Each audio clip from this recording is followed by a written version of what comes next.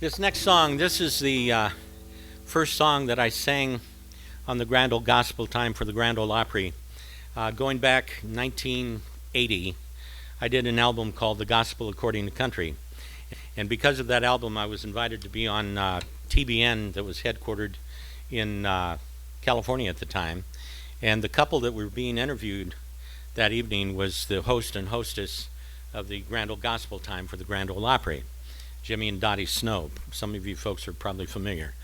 And following, I was the singer and they were being interviewed, and following the show that evening, they said, if you ever find yourself near Nashville, please give us a call because we'd love to have you on our show. And I said, terrific. Well, about 2 weeks later, a tour materializes ending up in Cincinnati, Ohio on the Bob Braun television show up there. And I figured that's close enough. Hello. Come on down. So this is a song that I sang on that stage for the very first time, and I want to tell you folks, everything you've heard about it is absolutely true.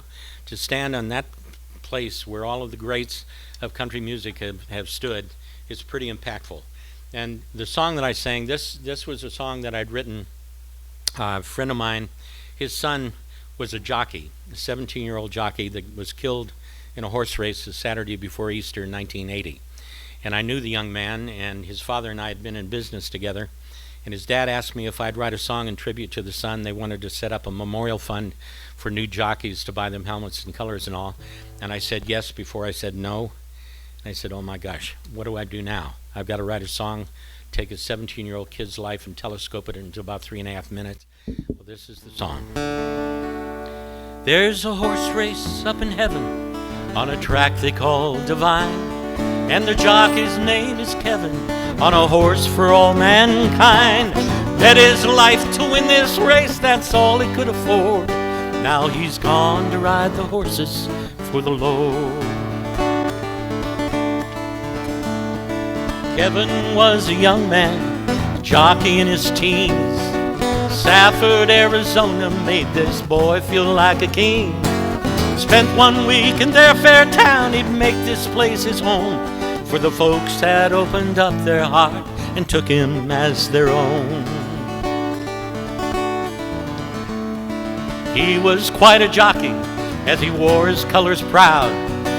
Kevin, your own winner, came the cheering from the crowd. The bets were all on Kevin Burns, they figured him to rate.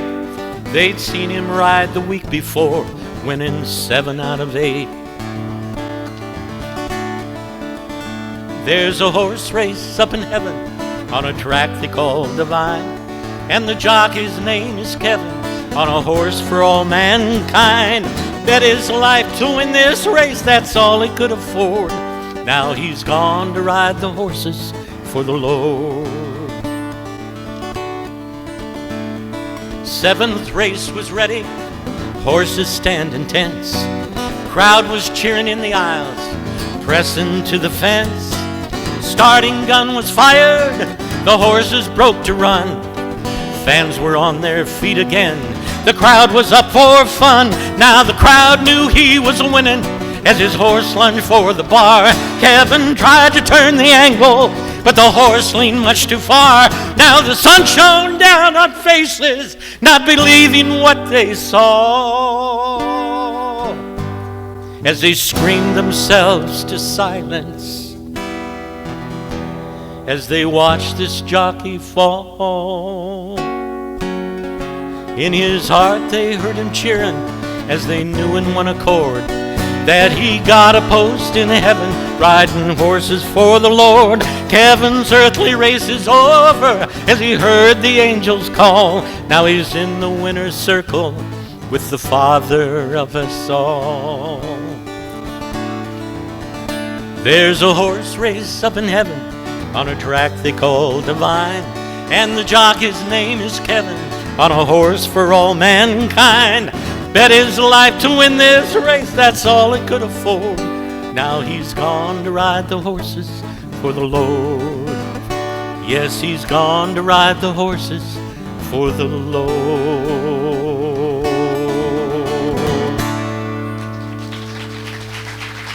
Thank you. Thank you.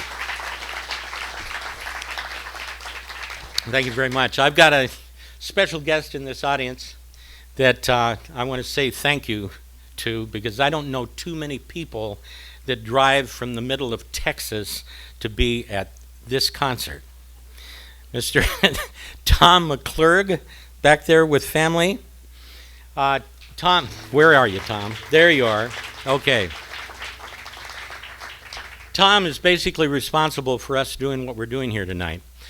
Tom introduced me to the young man that you're going to have an opportunity to hear a little later on, Mr. Danny O'Flaherty. Just a little Irish, you got that? Okay, fine. Anyway, Danny was up here recording, and Tom said you got to meet Michael Elley, and contacts Michael Elley and said you got to meet Danny O'Flaherty. And I said okay, fine. So we finally worked it out, and then we talked about the fact that I've had a dream for a really, really long time. I want to go to Ireland, and I want to sing Danny Boy in a pub. Okay, that's my bucket list. You ready? You guys are all participating in this for this reason. Going back probably better part of 5 years ago, I was introduced to a trio of rock and rollers from Ireland. And we talked, and I told them that I'm not dead yet. I'm still singing. And that, okay, work with me, Pete. All right, now, for a moment there, I thought I was. All right. Now, here's the thing. They happen to have an uncle who was an Irish tenor, and they said, if you ever find yourself near Ireland, give us a shout because we'll set up a concert for you.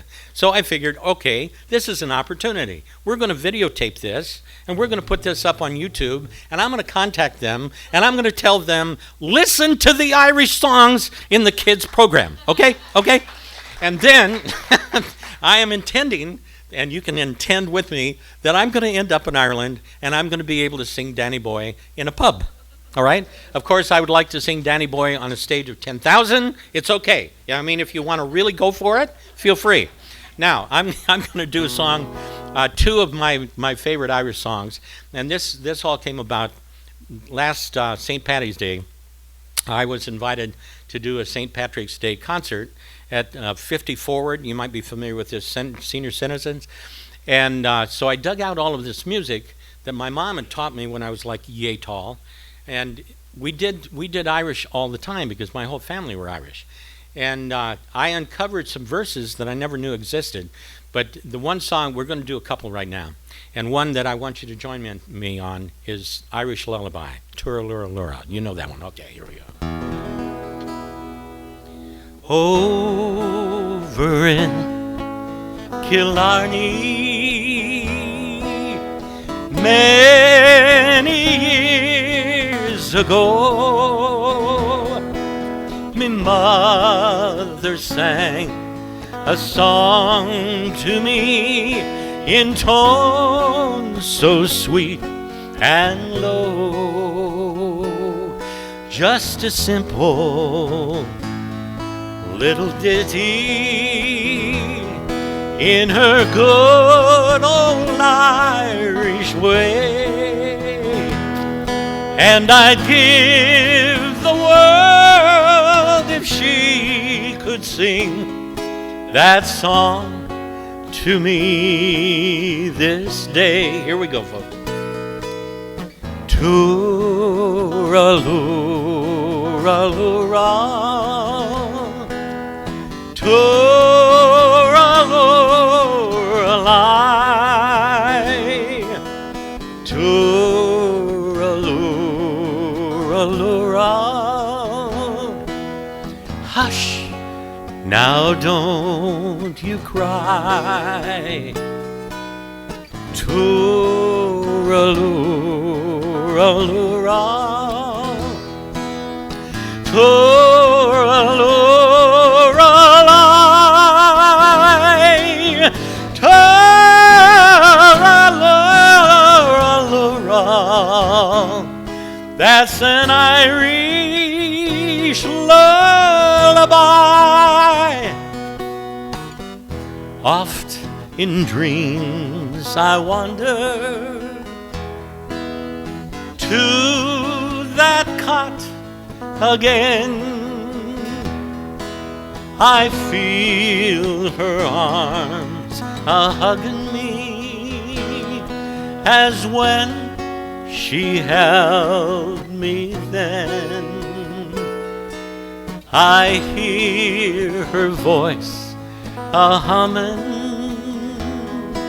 to me as in days of yore, as she used to rock me fast to sleep outside the cabin door.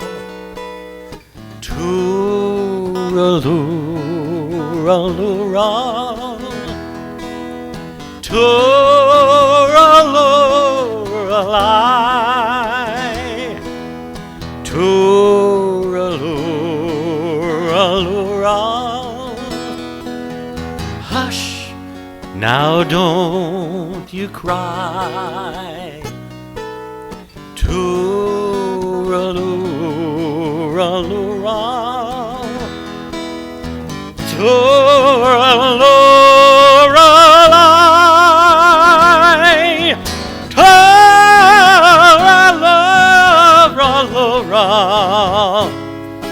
That's an Irish lullaby.